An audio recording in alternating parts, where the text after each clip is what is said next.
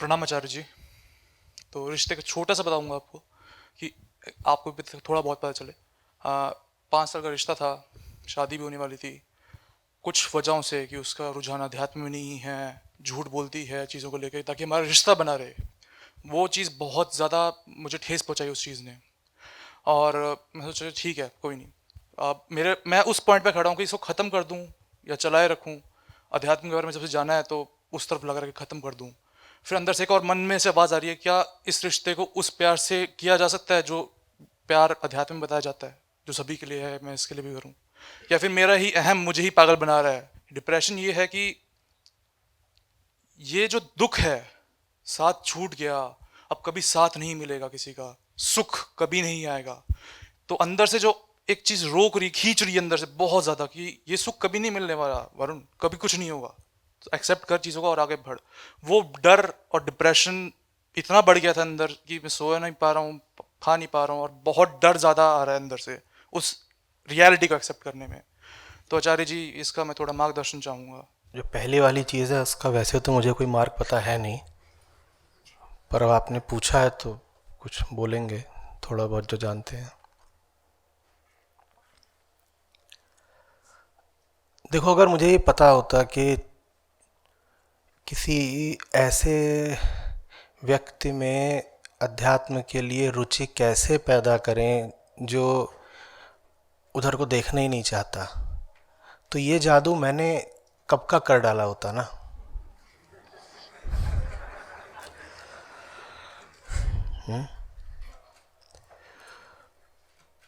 सार्वजनिक रूप से भी और अपने व्यक्तिगत जीवन में भी।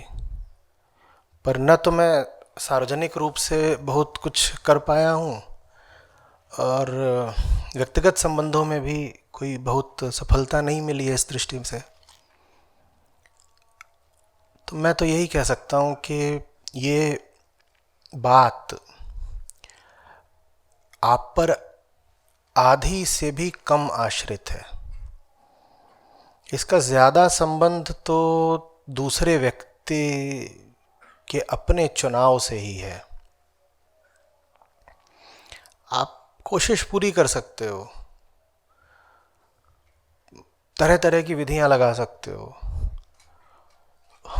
उन विधियों से आपको फायदा हो जाएगा, उसको होगा या नहीं कुछ निश्चित नहीं।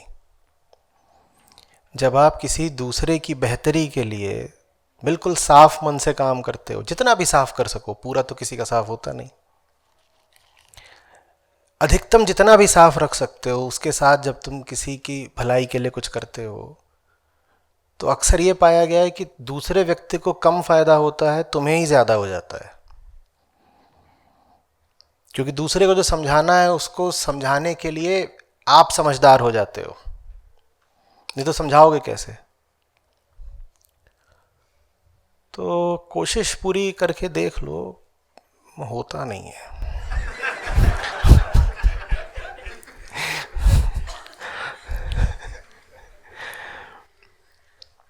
बड़ी जान लगती है और एकदम हालत खराब हो जाती है, लेकिन वही संभावना 10 में 1 की रहती है कि कुछ परिवर्तन आएगा। और अगर सफलता मिलती भी है तो उसका श्रेय आपको, मैंने कहा, आधे से भी कम है। उसका श्रेय ज़्यादा उस दूसरे व्यक्ति को ही जाता है। वो व्यक्ति अगर स्वयं तैयार होगा तो ही हो पाएगा, तो ही हो पाएगा। इस शिविर की बात लाख लोगों से ऊपर तक पहुंची होगी, कम से कम हो सकता है 10-12 लाख 20 लाख, इतने ही आए हैं। और ये पुरानी कहावत है कि जब सच्चाई बुलाती है तो हजारों को बुलाने पर कोई एक आता है, और जो आते हैं उनमें से कोई एक बात को समझ पाता है। हजारों में एक आया, फिर जो आए उनमें हजारों में कोई एक बात को समझ पाया, और फिर जितने बात को समझ पाए उनमें हजारों में कोई एक बात को अपने जीवन में दूर तक ले जा पाया। ये आज का नहीं, ये बहुत पुराना नियम है। एक तरीके से मैं उस नियम को तोड़ने की कोशिश कर रहा हूं। नहीं तो शास्त्र और उपनिषद तो बहुत साफ साफ बता देते हैं, वो आपका मन रखने के लिए झूठ नहीं बोलते। वो साफ कह देते हैं कि देखो, हमारी बातें तो सिर्फ उनके लिए हैं जिनमें ज़रा योग्यता हो,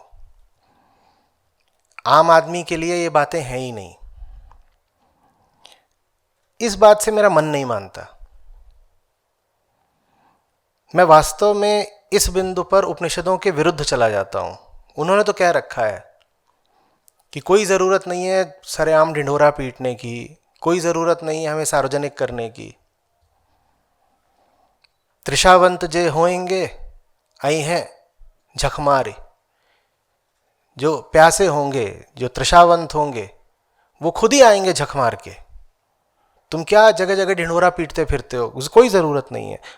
तो पुरानी बात तो ये है, पर इस बात में मुझे थोड़ी कठोरता लगती है।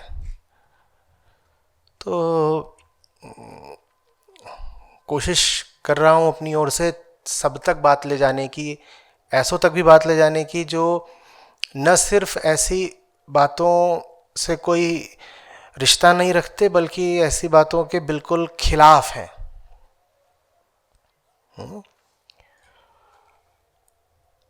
तो इसमें मेरा अनुभव तो यही है कि जो इन बातों के खिलाफ हो, कोई चमत्कार ही होता है कि वो फिर बात को समझना सुलझना शुरू कर दे। वैसे चमत्कार मैंने होते देखे भी हैं, ऐसी बात नहीं है। जैसे अभी आप यहाँ बैठे हुए हो 300 लोग, वैसे ही 10-15 साल पहले कॉलेज वगैरह में संवाद नाम के सत्र होते थे, तो ऐसे ही बैठे होते थे वो।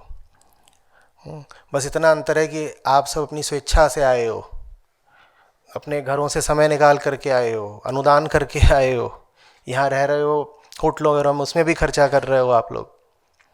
वहाँ वो जो स्टूडेंट्स होते थे उनको ज़बरदस्ती पकड़ के come on, yes this way CS, that way EC, there ME, yes civil there, biotech here, chemical in front. तो उनको ऐसे बैठा दिया जाता था और ऐसे ही 3-3, 4-4 घंटे भी बात हो जाती थी कई बार। और वो अपना कूद रहे होते थे, चिल्ला रहे होते थे हमें जाने दो, हम मर जाएंगे, हमारे कान से खून आ चुका है, हम ये बर्दाश्त नहीं कर सकते, क्या बोल रहे हो, क्यों बोल रहे हो, हमारे तो खेलने खाने के दिन है। तो ये सब चल रहा होता था, लेकिन चमत्कार हुए। उन्हीं में से 1, 2, 4, 300 में से 1, 2 फिर निकल करके आए, वो मेरे सहायक भी बने। उनमें से कुछ लोगों से आप परिचित भी हैं, पर अनुपात यही समझ लीजिए कि 300 बैठे हैं तो 1 या 2। तो आपके भी मान लीजिए अगर 300 अफेयर होंगे तो उसमें से 1 या 2 बार आप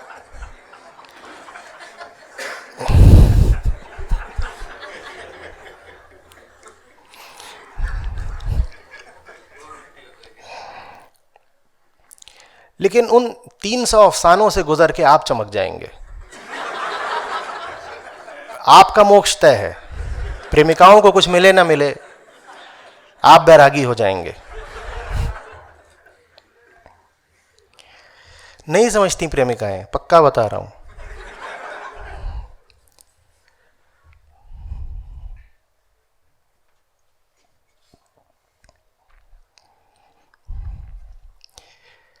अब दिल आपका वैसे ही डूबा हुआ है, मैंने और बोल दिया, कहेंगे डिप्रेशन पे डिप्रेशन।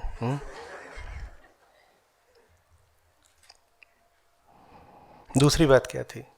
आचार्य जी, दूसरी बात ये थी कि ट्रिगर तो हो गया यहाँ से डिप्रेशन, अब लेकिन डिप्रेशन सिर्फ छोड़ने का नहीं, ख़त्म होने का नहीं।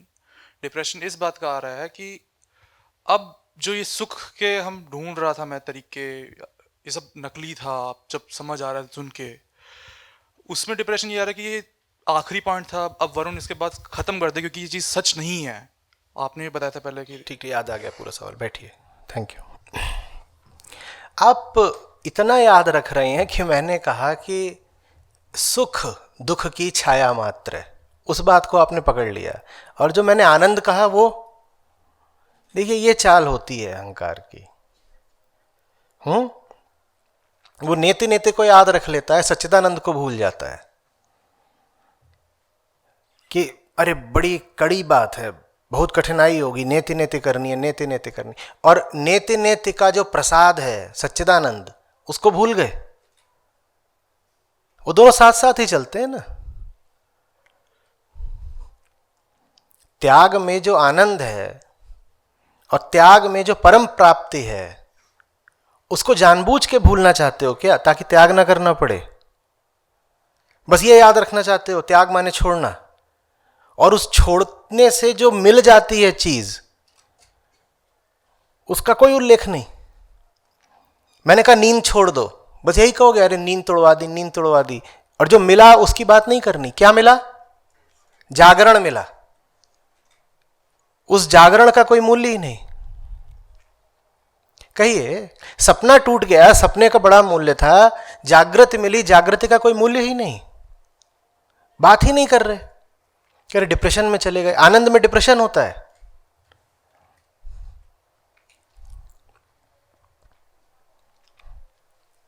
आप इसी रास्ते पर निकलिएगा, राम झूला की तरफ जाइएगा जरा। अभी भी यहां पर साधु हैं, और अब ऋषिकेश में काफी समय बिताता हूं तो देखता हूं उनको। मुझे नहीं लगता मुझे धोखा हो रहा है। आप शाम को उनके छोटे छोटे कमरे हैं, वहां से निकलिए, देखिए एक एक कमरे में दो दो तीन तीन रहते हैं। न सुर न लय न ताल, वो वहां बैठे अपना, मैं उसको कहता हूं बॉय जोन। कहता हूं बाकी तो हम जो सामाजिक गृहस्थ प्राणी होते हैं, ये तो 15 की उम्र से ही अधेड़ हो जाते हैं। असली छोरे ये हैं। आप उनकी मौज देखिए, उन्हें कोई मतलब नहीं कि वो क्या गा रहे हैं, क्यों गा रहे हैं, वो कुछ भी गा रहे हैं, कोई सुनने वाला नहीं।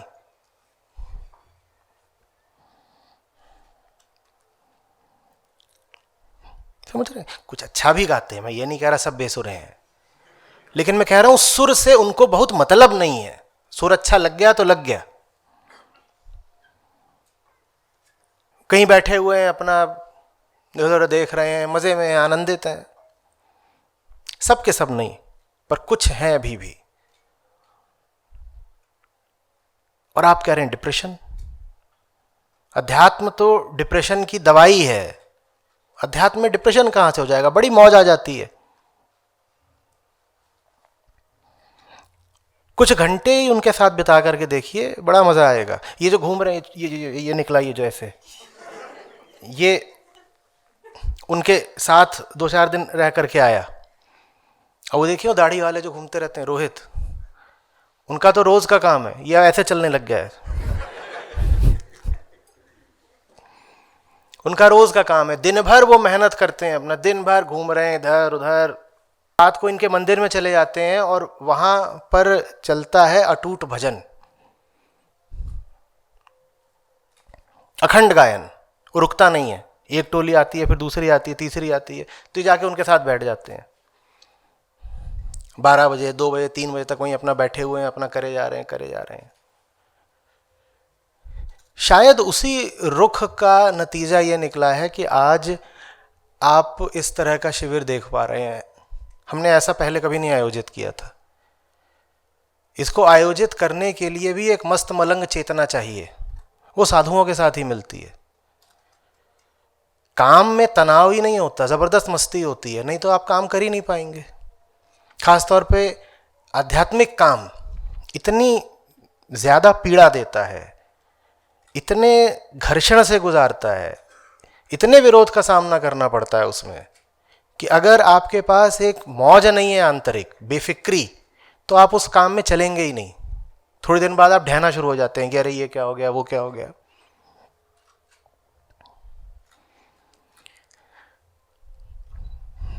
आप सोचिए तो सही।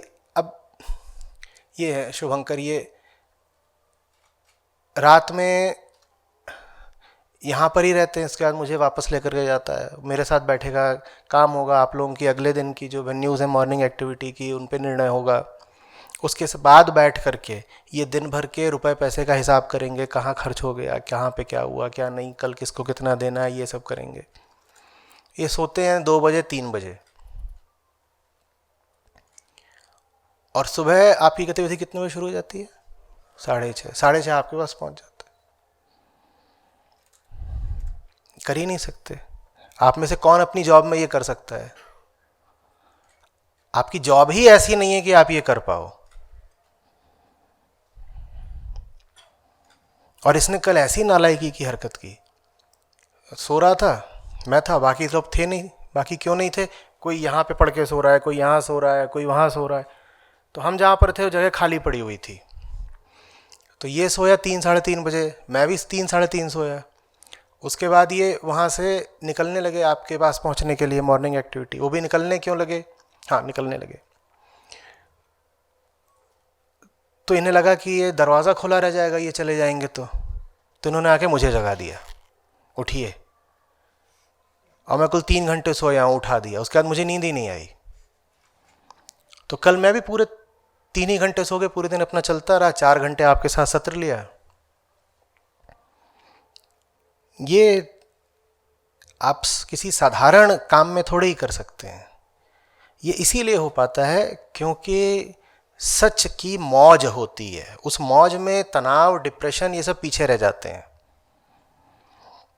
मैंने नहीं कहा कि तनाव डिप्रेशन होते नहीं हैं, मैंने कहा पीछे रह जाते हैं। अंतर समझ लीजिएगा। तनाव तो देखिए हम भी बहुत भारी झेलते हैं, लेकिन वही है कि पता रहता है कि तनाव है तो है, काम करो। कुछ और है चीज़ ज़्यादा महत्वपूर्ण है, काम करो।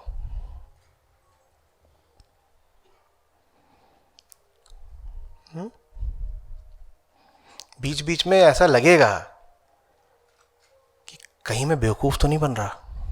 सबको लगता है, ठीक है, सबको। उन पलों को गुजर जाने दीजिएगा। बस शांत रह करके गुजर जाने दीजिएगा। कोई निर्णय मत ले लीजिएगा उस समय। ये आप में से जो भी लोग उत्साहित हो गए हो कि अब हम कुछ ज़रा अच्छा जीवन जिएंगे, आध्यात्मिक निर्णय लेंगे, आपको सबको मैं अग्रिम चेतावनी दे रहा हूँ।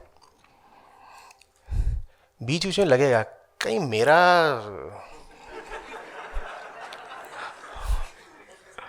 और बहुत ज़ोर से जवाब आएगा हाँ। उस समय कुछ मत करना, बस उस फेज को गुजर जाने देना। कोई निर्णय मत ले लेना।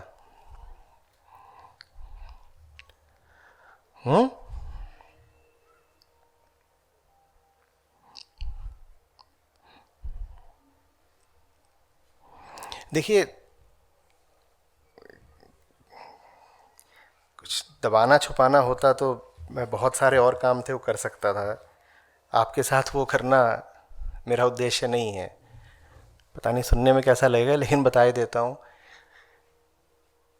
ऐसा शायद ही कभी हुआ हो कि किसी भी सत्र में आने के लिए मैं बहुत उत्साहित रहा हूँ।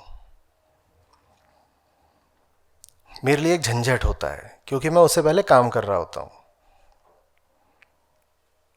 और मुझे ये सब पहनना अच्छा नहीं लगता है। मैं आमतौर पे बॉक्सर शॉर्ट्स में रहता हूँ, ऊपर बनियान या टी शर्ट में, और अपना मज़े से कहीं बैठ के लेट के कुछ कर रहा होता हूँ। फिर ये पहनो, फिर बाल कंघी करो,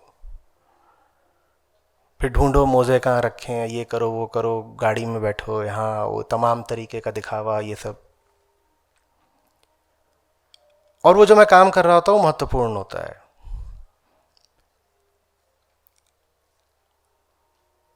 तो ऐसा नहीं है कि आनंद की बहार आई हुई है हर समय और आप कह रहे हो चलो चलो चलो चलो चलो, भगवान जी का काम है वो तो करना ही है, चलो बुलावा आया है। हाँ, यहाँ एक बार बैठ जाता हूँ तो ये सबसे महत्वपूर्ण काम है, इसमें मन लग जाता है। फिर 5 घंटे बात करें तो 5 घंटे कर सकते हैं। फिर मैं यहाँ से बाहर निकलूँगा और याद आएगा इतनी सारी चीज़ें पड़ी हैं, चलो जल्दी वो निपटानी है। तो बहुत समय तक और बहुत दूर तक भी जा करके ये एहसास तो बना ही रहेगा कि तनाव है, झंझट है, लेकिन साथ ही साथ कुछ ऐसा मिला रहेगा जो उस तनाव और झंझट से ज़्यादा मूल्यवान है तो आप अपना काम करते रहेंगे। समझ रहे हैं आप बात को? बीच बीच में ऐसा होता था कि सुबह सत्र आयोजित हो जाते थे और वो मेरे लिए बड़ा दुखदाई होता था, क्योंकि वही मेरे सोने का समय होता है। तो उठ करके मैं कैसा अनुभव करता था वो मैं ही जानता हूँ। ऐसे बैठा रहता था बहुत देर तक, मैं ये क्यों कर रहा हूँ, बस यही सवाल, मैं क्यों कर रहा हूँ अपने साथ। आप 2-2.5 घंटे सोए और नींद बस अब गहरी हो रही थी और आपको जगा दिया गया। जिसने जगाया उसकी भी शामत है, उसको ऐसे जलती हुई आंखों से घूरा जा रहा है। अब वो ना उठाए तो भी उसकी शामत है, क्योंकि खुद ही बोला है उठा देना। तो ये सब रहेगा। शरीर तो विरोध करता ही है, स्थितियां भी विरोध करती हैं, आपको चलते रहना है। क्या कहा था कल? पिटते रहो, उठते रहो, और अंत तक पिटोगे। कम से कम मैं तो अभी तक पिट रहा हूं, आगे ना पिटूं तो पता नहीं।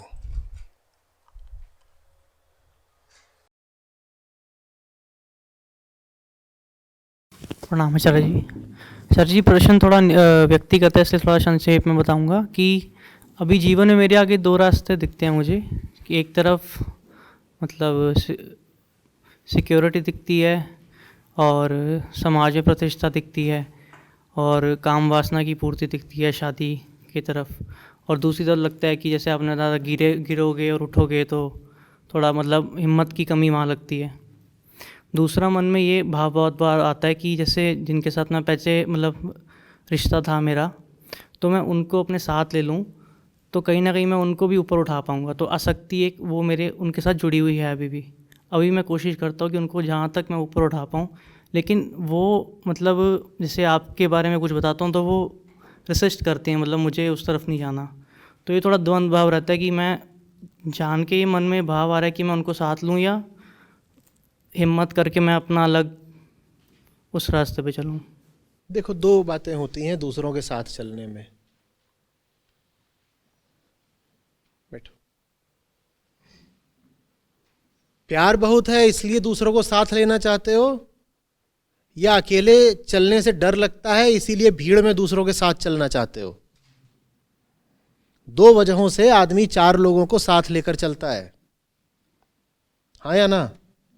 एक वजह यह होती है इन 4 से मुझे बहुत प्रेम है तो इनको 4 को साथ लेके चलूंगा। और दूसरा ये होता है अकेले चलने में डर लगता है, इन 4 लोगों से भी डर लगता है कि अकेले चल दिया तो ये पीछे से घसीट के मारेंगे, तो कह रहा हूं चलो चलो सब चलो ना।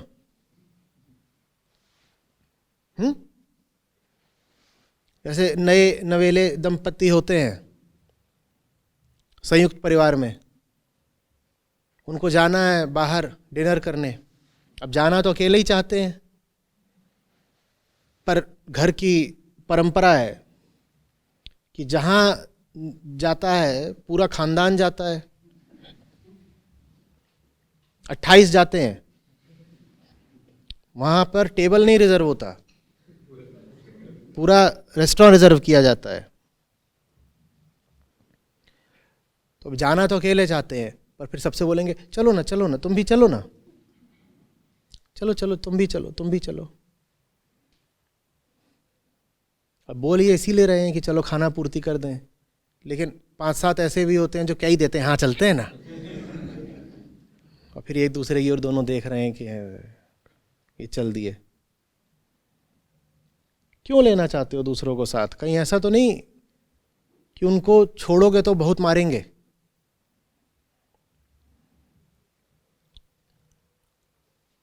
मैं पूछ रहा हूं, मुझे क्या पता, मुद्दा आपका है।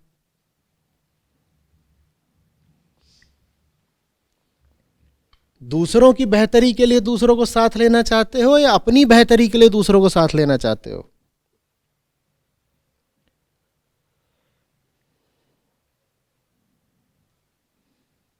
बोलो,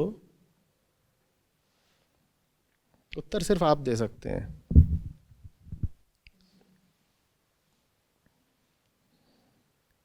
अब सुनो एक सूत्र।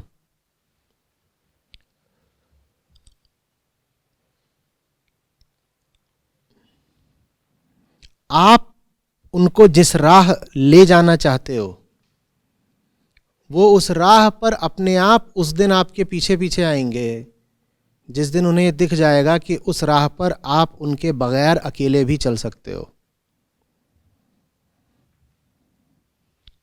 बात थोड़ी विरोधाभासी है। जिस दिन तक उन्हें पता है कि सच की राह पर आप अकेले चल ही नहीं पाओगे क्योंकि आप बड़े दुर्बल हो, वो आपके साथ आएंगे नहीं। और नहीं आएंगे बिल्कुल ठीक बात है, क्योंकि अगर आप दुर्बल ही हो तो सच की राह पर कर क्या रहे हो? तो कहेंगे ये मस्खरा, ये हमको अध्यात्म सच्चाई बताएगा, बैठ यहां। और आप बैठ भी गए तो वो क्यों आपके साथ आए? क्योंकि आप तो हो ही दुर्बल। आप उनके पीछे पड़े रहो, उनकी मन्नतें करते रहो, आप उनके चरण धो धो के पीते रहो, वो आपके साथ नहीं आएंगे। आप खूब मनाओ, नहीं आएंगे। जिस दिन उन्हें दिखेगा कि सच्चाई ने ही आपको इतनी ताकत दे दी है कि वो आए या ना आए, आप चलोगे सच के रास्ते पर ही, वो खुद ही आपके पीछे पीछे आएंगे। अभी आप उनको बुला नहीं रहे हो, अभी तो आप उनसे भीख मांग रहे हो कि मैं इस रास्ते पर चलना चाहता हूं, तुम आ जाओ ताकि मैं चल सकूं, क्योंकि तुम्हारे बगैर मैं चल ही नहीं पाऊंगा, मुझ में इतना दम ही नहीं है कि अकेले चल पाऊं। वो कह रहे हैं जब तुम में दम ही नहीं है अकेले चल पाने का, तो तुम्हारे रास्ते में फिर कितना दम है? उस रास्ते में आए क्यों? जो रास्ता तुम्हें इतना दम भी नहीं दे पाया कि तुम अकेले चल पाओ उस रास्ते पर, हम उस रास्ते पर क्यों आए? पहले प्रमाणित करो ना उस रास्ते में जान कितनी है। अकेले चलो और परवाह मत करो कि पीछे कोई आ रहा है कि नहीं आ रहा है। फिर पीछे से आवाजें सुनाई देंगी, अरे धीरे चलना जरा, हम आ रहे हैं ना। जानते नहीं हो, बूढ़े घुटने धीरे धीरे चल पाते हैं, थोड़ा सहारा दिया करो, फिर आ जाएंगे पीछे पीछे। दम तो दिखाओ। ये संसार शक्ति पर चलता है, अशक्त के लिए यहां कोई जगह नहीं। सच को मजबूत लोग चाहिए और मजबूती सच से आती है। सच की राह पर दुर्बलता का कोई काम नहीं। कमजोर आदमी को तो संसार में भी कुछ नहीं मिलता, उसको संसार के पार क्या मिलेगा? कमजोर आदमी तो इस स्थूल दुनिया में भी कुछ नहीं पाता, आत्मा क्या पाएगा?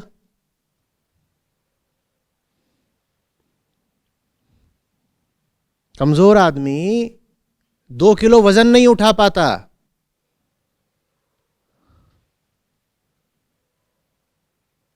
आत्मा में तो गुरुता की पराकाष्ठा है, उसका भार बहुत ज्यादा है, कैसे उठाएगा?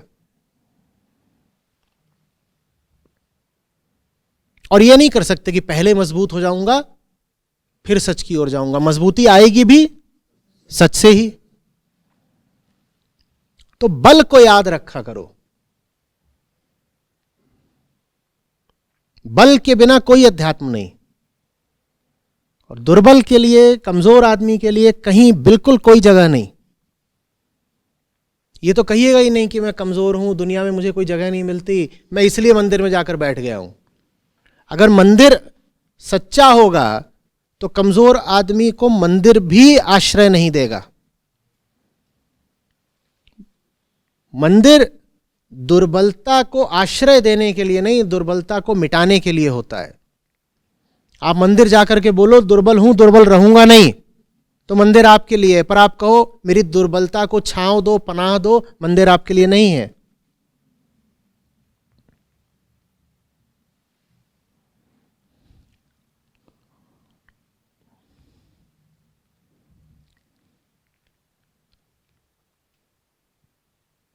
आ रही बात समझ में?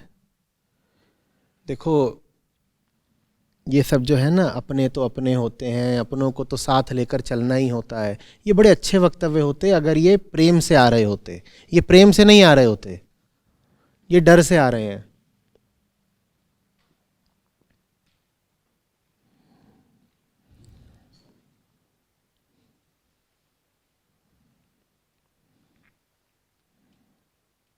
परायों से कहाँ इतना डरते हैं?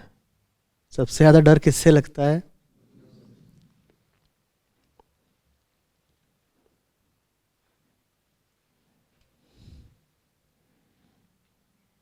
आप कह रहे थे ना कि हम में से कई लोग तो घर पे बता के भी नहीं आए हैं कि यहाँ आ रहे हैं। अब सुनिए मज़ेदार बात, संस्था के कुछ लोग यहाँ सालों से होते हुए भी घर पे बता नहीं पाए कि संस्था में काम कर रहे हैं। ये अपने हैं जिन्होंने इतना खौफ छेद रखा है दिल में। ये अपने हैं कि तुम उनको ये नहीं बता सकते कि तुम संस्था में काम कर रहे हो। ये अपने हैं। दुश्मन चाहिए कोई बाहरी? ये अपने हैं।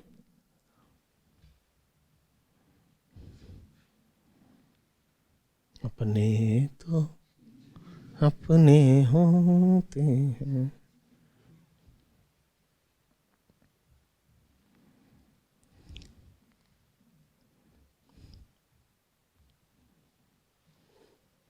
अपनेपन का अर्थ अध्यात्म ही बताता है।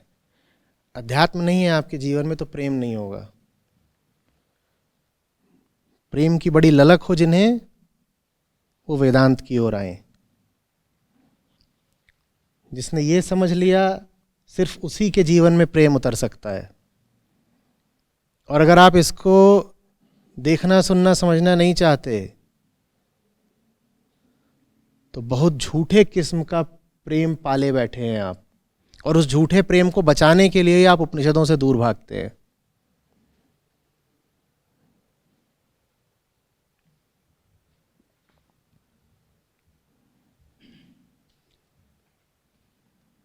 वो कौन सा प्यार है जो सच बर्दाश्त नहीं कर सकता?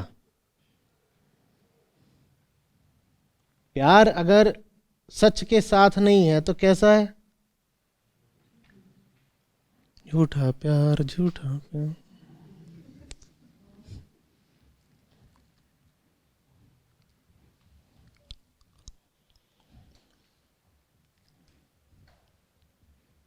कुछ फरमाया?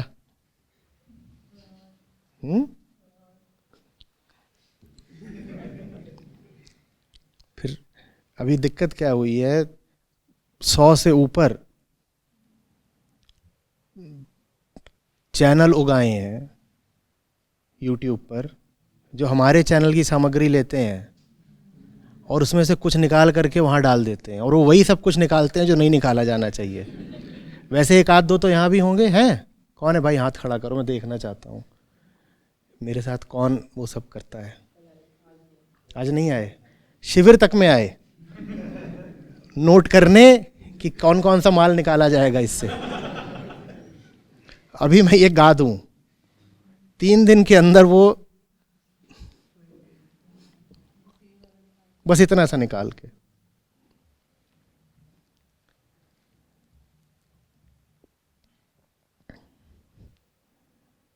अध्यात्म क्या कहेंगे? हमने तो देखिए अध्यात्म की सेवा करी, आचार्य जी की बात जन जन तक पहुंचाई है। इसीलिए ऋषियों ने कहा है कर्म पर मत जाना, उसके पीछे की नीयत देखना। ये आचार्य जी की बात जन जन तक पहुंचाई जा रही है या मजाक बनाया जा रहा है? अब देखिएगा वो थंबनेल वगैरह कैसे लगाते हैं।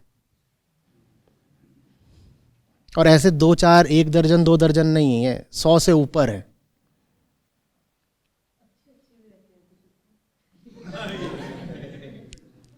अच्छी बात है। अब इससे क्या समझे आप? इससे ये समझो कि अच्छाई कितनी जरूरी है बुराई के लिए। बुराई अगर पूरी बुरी हो गई तो मिट जाएगी।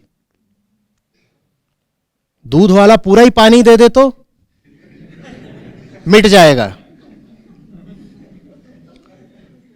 समझ में आई बात? अच्छाई बहुत जरूरी है बुराई को कायम रखने के लिए। दूध वाले ने पूरा ही पानी दे दिया तो मिट जाएगा। थोड़ी अच्छाई थोड़ी बुराई, ये दूर तक जाती है। बुराई को बचाना है तो उसे आटे में नमक की तरह मिला दो, तो बहुत दूर तक जाएगी। अब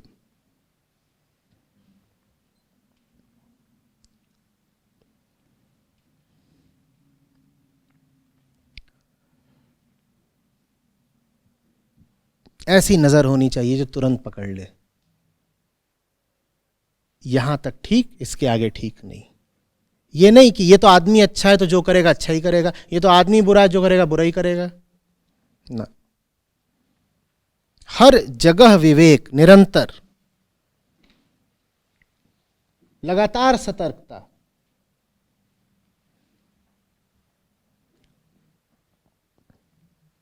और उसका अभ्यास किससे शुरू करना है? अपने से।